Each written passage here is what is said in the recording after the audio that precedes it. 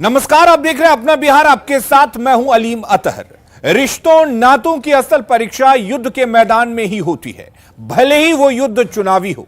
जब दो रिश्तेदार एक दूसरे पर निशाना साधते हैं तो मामला दिलचस्प हो जाता है। ऐसा ही हो रहा है गोपालगंज में, जहां मामा भांजा आमने सामने हैं। डिप्टी सीएम तेजस्वी यादव अपनी पार्टी के उम्मीदवार मोहन गुप्ता के लिए प्रचार करने पहुंचे तो उन्होंने अपने मामा साधु यादव और मामी इंदिरा यादव पर जमकर निशाना साधा। बिना नाम लिए उन्होंने इन्हें बीजेपी का बी टीम बता दिया और लोगों को सावधान किया। उन्होंने कहा कि बीजेपी की बी टीम चुनाव नहीं जीतेगी, लेकिन उनकी पूरी कोशिश रहेगी कि कुछ वोट काट लें और बीजेपी जीत जाए। गोपालगंज में डिप्टी सीएम तेजस्वी यादव की मामी और पूर्व सांसद अनिरुद्ध प्रसाद उर्फ साधु यादव की पत्नी इंदिरा यादव बसपा से चुनाव लड़ रही हैं।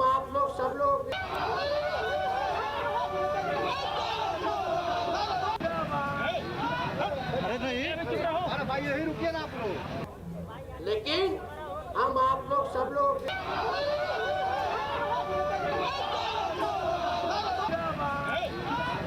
तो बीजेपी की बी टीम से सावधान रहने की अपील तेजस्वी यादव ने की है। दरअसल आपको बता दें, गोपालगंज में हो रहे विधानसभा उपचुनाव में तेजस्वी यादव के मामी इंदिरा यादव, जो कि गोपालगंज के पूर्व सांसद और तेजस्वी यादव के मामा की पत्नी है, वो चुनाव लड़ रही है। चुनाव है, लोकतंत्र में सबको ना आजादी है भाई चुनाव लड़ने का। कोई किसी को बांध सकता है तो, लेकिन भाई यहाँ बीजेपी का बी टीम सब है। बताओ, सब लोग लड़ेगा करेगा, क्या करेगा वो अकेले रह करके? उन लोग क्या कर ले? जीतेगा नहीं, बल्कि उनका कोशिश होगा कि बीजेपी को जितवा दे वोट काट करके। उस पर कुछ नहीं बोलेंगे। अब बड़े जीजा जी अब दीदी से आशीर्वाद लेंगे, आशीर्वाद लेना चाह रहे हैं। मामी का आशीर्वाद होगा कि नहीं तेजस्वी जी पर? अब तो चुनाव मैदान में है, अभी तो चुनाव मैदान में है। आशीर्वाद होगा या नहीं, हाँ या ना? अब बाद की बात है। गोपालगंज में बीजेपी और आरजेडी में आमने सामने की टक्कर है, लेकिन बीएसपी प्रत्याशी इंदिरा यादव की एंट्री ने मुकाबले को त्रिकोणीय बना दिया है। जानिए कौन है इंदिरा यादव और उनकी एंट्री से गोपालगंज की चुनावी महाभारत पर क्या असर होगा। दरअसल इंदिरा यादव गोपालगंज के पूर्व सांसद अनिरुद्ध यादव उर्फ साधु यादव की पत्नी है। साधु यादव आरजेडी अध्यक्ष लालू प्रसाद की पत्नी राबड़ी देवी के भाई हैं, यानी साधु यादव डिप्टी सीएम तेजस्वी यादव के मामा हैं। इंदिरा यादव गोपालगंज विधानसभा से दूसरी बार चुनाव लड़ रही हैं। इससे पहले वो 2005 में निर्दलीय चुनाव लड़ चुकी हैं। इंदिरा यादव के ससुराल फुलवरिया के सेलार कला है। इंदिरा यादव का मायका गोपालगंज विधानसभा के अरार मोहल्ले में है और इस विधानसभा क्षेत्र में इंदिरा यादव के प्रभाव का अंदाजा सिर्फ इस बात से लगाया जा सकता है कि 2020 के विधानसभा चुनाव में साधु यादव ने यहां बीएसपी से चुनाव लड़ा। साधु यादव ने बीजेपी के सुभाष सिंह को कड़ी टक्कर दी थी। साधु यादव यहां दूसरे नंबर पर रहे, जबकि महागठबंधन की ओर से कांग्रेस के प्रत्याशी आसिफ गफूर तीसरे नंबर पर रहे। बताया जाता है कि गोपालगंज में यादवों के बीच साधु यादव की अच्छी पकड़ है। गोपालगंज में करीब 45,000 यादव वोट हैं और 2004 के बाद से आरजेडी यहां कभी जीत नहीं पाई। साधु यादव गोपालगंज से 1995 में विधायक बने और 2004 में सांसद बने। दूसरी ओर ओवैसी की एआईएमआईएम के आने से महागठबंधन से मुस्लिम वोट भी खिसकने की आशंका है। ऐसे में आरजेडी के एमवाई समीकरण को इनसे नुकसान पहुंच सकता है। अगर यहां साधु यादव और ओवैसी फैक्टर काम कर गया तो बीजेपी की राह आसान हो जाएगी। बीजेपी ने यहां दिवंगत विधायक सुभाष सिंह की पत्नी कुसुम देवी को उम्मीदवार बनाया है।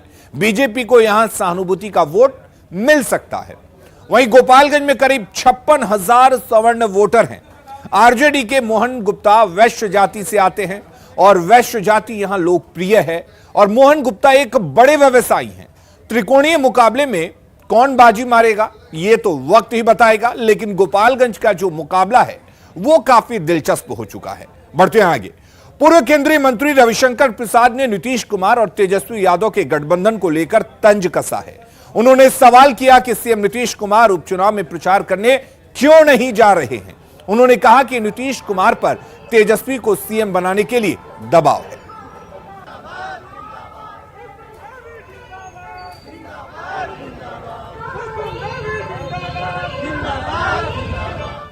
नीतीश बाबू प्रचार करने क्यों नहीं आ रहे हैं? पटना में आज अखबारों में पढ़ा कि अस्वस्थ है, तो भगवान करे जल्दी स्वस्थ हो जाएं। हम उनके स्वस्थ होने की कामना करते हैं।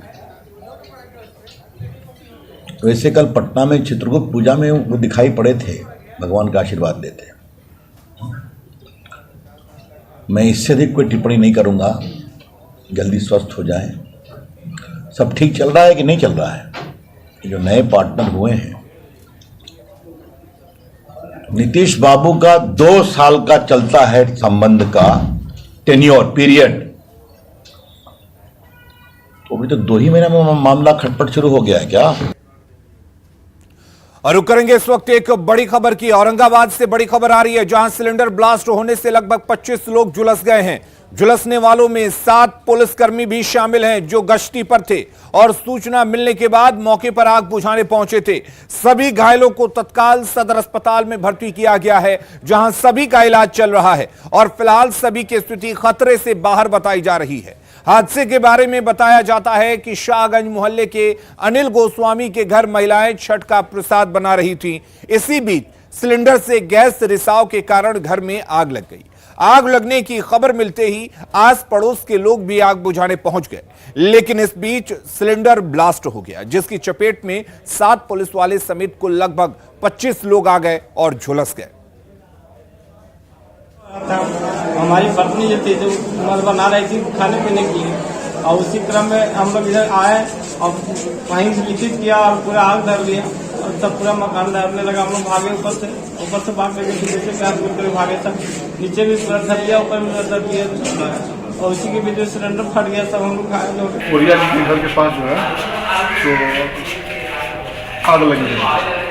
वहाँ पहुँचे, खबर आया जी, फायर ब्रिगेड आया और उसके बाद एक ब्लास्ट हुआ। सब पूरा भीड़ लगाए हुए, तो उसी ब्लास्ट में सब कुछ झुलस गए। क्या ब्लास्ट हुआ था सर? बहुत तेज आवाज आई थी। सिलेंडर था सर? हो सकता है। और एक और बड़ी खबर का रुख कर लेते हैं। नालंदा से बड़ी खबर है, जहां तिल्हाड़ा थाना क्षेत्र के सैदपुर गांव में अपराधियों ने घर से बुलाकर जेडीयू कार्यकर्ता को गोली मारकर हत्या कर दी। घटना के बारे में बताया जाता है कि सैदपुर निवासी सोनेलाल खाना खाकर घर में बैठे हुए थे, तभी किसी का फोन आया और वो एक युवक के साथ घर से बाहर निकले। इसी दौरान कुछ दूरी पर जाने के बाद अचानक गोली की आवाज सुनाई दी। बताया जा रहा है कि सोनेलाल की चाकू मारने के बाद गोली मारकर हत्या कर दी गई है। घटना के बाद जेडीयू सांसद कौशलेंद्र कुमार ने दुख व्यक्त करते हुए कहा कि घटना किस कारण हुई है यह साफ नहीं हो पाया है। फिलहाल पुलिस शव को अपने कब्जे में लेकर पोस्टमार्टम के लिए भेज चुकी है और मामले की जांच में जुटी हुई है।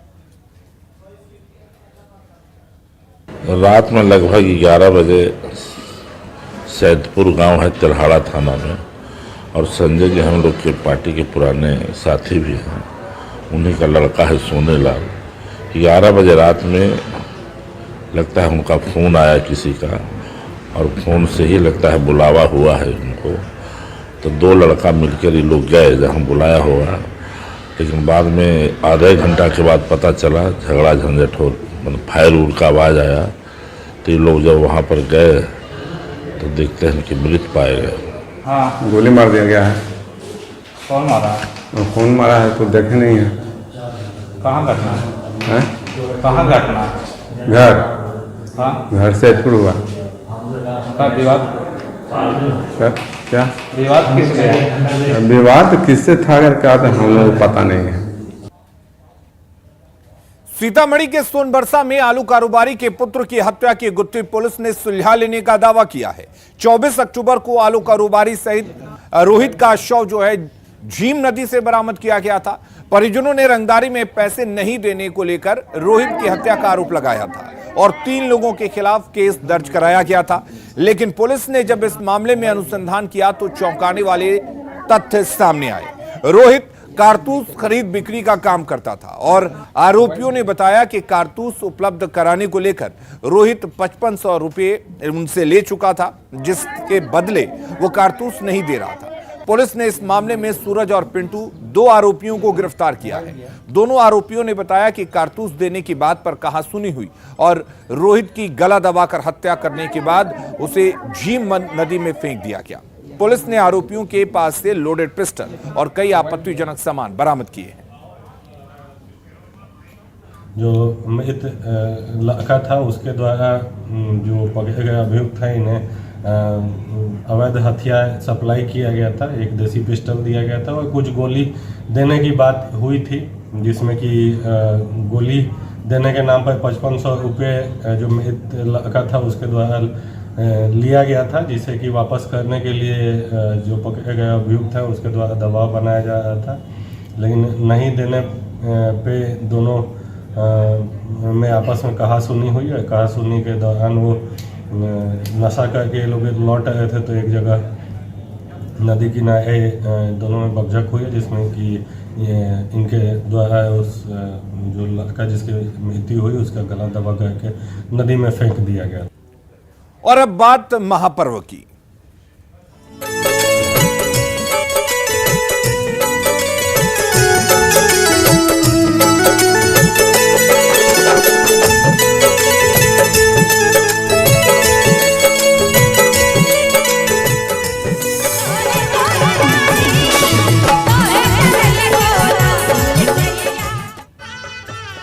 तो आज लोक आस्था के महापर्व छठ का दूसरा दिन है। आज छठ व्रती खरना करेंगे और इसके साथ ही 36 घंटे का निर्जला व्रत शुरू हो जाएगा। निर्जला व्रत में छठ व्रती जल तक ग्रहण नहीं करते हैं और पूर्ण रूप से निराहार रहकर सच्चे और पवित्र मन से भगवान भास्कर की उपासना करते हैं। कल शाम व्रती डूबते हुए सूर्य को अर्घ्य देंगे और सोमवार यानी कि 31 अक्टूबर को उगते हुए भगवान भास्कर को अर्घ्य देकर छठ महापर्व का समापन करेंगे। तो आज लोक आस्था का दूसरा दिन है छठ पूजा का। तो खरना के बाद से आज छठ व्रतियों का उपवास शुरू हो जाएगा, यानी कि 36 घंटे का निर्जला व्रत शुरू हो जाएगा। और ऐसे में गोपालगंज के बाजारों में सुबह से पूजा सामग्री की खरीदारी के लिए लोग जुटने लगे हैं। भीड़ बाजारों में दिखने लगी है। छठ महापर्व में गन्ना बेहद महत्वपूर्ण माना जाता है, चाहे कोसी भरने की परंपरा हो या फिर भगवान भास्कर को अर्घ देने की, सभी जगह गन्ना की जरूरत पड़ती है। लोग ग्रामीण इलाकों में जाकर खेतों से गन्ना लेकर आते हैं, लेकिन इस बार गोपालगंज शहर में गन्ना की बिक्री हो रही है। लोगों को बड़े ही आसानी से गन्ना मिल जा रहा है। गन्ना बाजार का जायजा लिया संवाददाता गोविंद कुमार ने।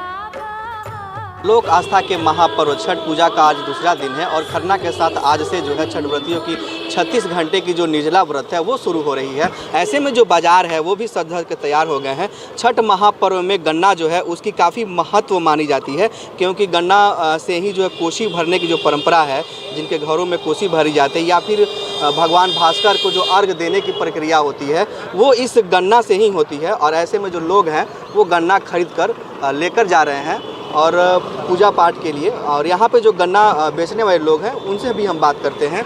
कितना गन्ना अभी तक बिक्री हो रहा है, कैसे लोग खरीदने आ रहे हैं? अभी तक सर 4-5 गो बंडल बिका है, लेकिन कल बड़की छठ के दिन है, लोग खरीदेंगे।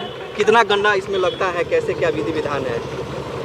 इसमें लगता है सर मेहनत पड़ता है। इसमें 3 आदमी मिल करके दिन भर में 25 गो बंडल छीले हैं और मजदूरी जोड़ा जाए तो मजदूरी भी नहीं निकलती। लोग कितने गन्ने ले आते हैं, कितना गन्ना उन्हें जरूरत पड़ती है लेके जाने? 25 गो, एक कोसी का 25 गो लगता है, आधा कोसी का 12-13 गो अर्घा के लिए भी लगता है जी।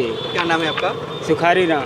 ये गन्ना विक्रेता है। कुछ लोग भी यहाँ पर जो गन्ना खरीदने के लिए पहुँचे हैं, हम इनसे भी बात करते हैं। कितना महत्व होता है छठ पूजा में गन्ना? गन्ना का महत्व इतना है कि छठ पूजा में सर जी की अगर नहीं रहे तो कोसी भरना या हमारे पूजा में जो लगते हैं। और बड़ी खुशी की बात है कि टाउन में ही हर एक जहाँ खोजेंगे तहाँ मिल जा रहा है। उपलब्ध है गांव में, और आपको खेतों में नहीं जाना पड़ रहा है। आज के परिवेश में सारे व्यवस्थाएं यहाँ सज के तैयार है। टाउन में और छोटे छोटे बाजार में भी तैयार है, अवेलेबल मिलते हैं सर। बड़ी जी सर। तो लोग जो है गन्ना की खरीदारी के लिए बाज़ारों में निकल पड़े हैं और ऐसे में लोगों को काफ़ी सहूलियत भी मिल रही है क्योंकि बाज़ार में पूजा पाठ की जो सामग्री है वो उपलब्ध है। गोविंद कुमार, न्यूज़ 18, गोपालगंज। और लखीसराय में खरना को लेकर बाजारों में रौनक बढ़ गई है। फल मंडी में सुबह से ही लोग फल की खरीदारी में जुटे हुए हैं। फल मंडी का जायजा लिया संवाददाता राकेश कुमार ने। 4 दिनों तक चलने वाले लोक आस्था का महापर्व छठ का आज दूसरा दिन है। आज खरना है। खरना को लेकर बाजारों की रौनक बढ़ी है। आप देख सकते हैं फल मंडी पूरी तरह से सज चुका है। यहाँ पे कई फल हैं, सेब है, नारंगी है, अनानास है, अमरूद है। तो सुबह से ही फलों की मंडी सज चुकी है। दुकानदार हैं, हम इनसे जानते हैं क्या है, किस तरह की बिक्री है। 2 साल के बाद आज लखीसराय में मतलब जो छठ पूजा में हम लोग को मौका मिला है बेचने के लिए। 2 साल के बाद आज बहुत अच्छा हमको फील हो रहा है, बेच रहे हैं सुबह से। हाँ, क्या रेट है इस बात पर? संतरा का है 60 रुपये किलो, सेब है 100 का 1.5 किलो, अनानास है 60 रुपया, अमरूद है 20 रुपये पौवा। पहले साल की अपेक्षा इस बार दाम बढ़ा है क्या? दाम नहीं बढ़ा, बस वही रेट है। क्या नाम हुआ आपका? मेरा नाम मोहम्मद राजा हुसैन। और कुछ ग्राहक भी हैं, क्या है, किस तरह से खरीदारी में जुटे हैं आप लोग? सुबह से आए हैं अभी मार्केट, तो सब फल वल लिए हैं। बाजार की अभी और बाजार करना बाकी है हम लोग। कौन कौन सा फल खरीदे हैं आप? सेब लिए हैं, नींबू लिए हैं, केला लिए हैं, फिर मूली लिए हैं और भी सामान लेना है हमें। महंगाई क्या लग रहा है? महंगाई हर साल की तरह रेट है। तो इस बार आप लोग एकदम सुबह से ही लगे हुए हैं मार्केट में। तो अभी भीड़ हो जाएगा ना 10 बजे के बाद। क्या नाम हुआ आपका? रंजन तांती। कहाँ से आए हैं आप? सर मैं लखीसराय का रहने वाला हूँ, ग्राम है कछियाना।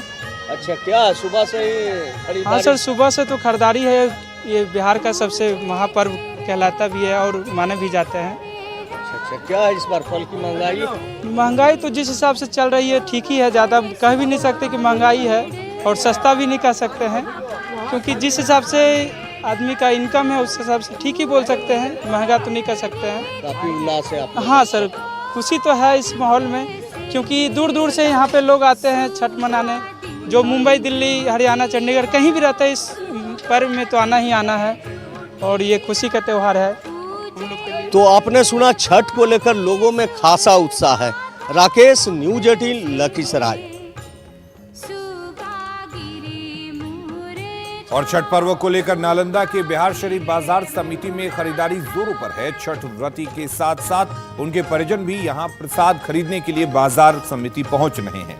छठ प्रसाद की खरीदारी का जायजा लिया संवाददाता अभिषेक कुमार ने।